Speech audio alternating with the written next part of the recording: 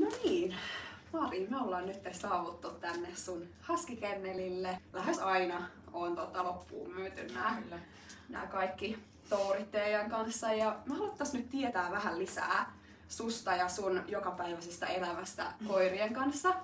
Niin haluaisit sä aluksi vähän kertoa, että miten tää kaikki on lähtenyt käyntiin? Kaikkihan lähti käyntiin, kun oli ammattikoulussa viimeinen vuosi ja saatiin itse päättää, että minne mennään työharjoitteluun.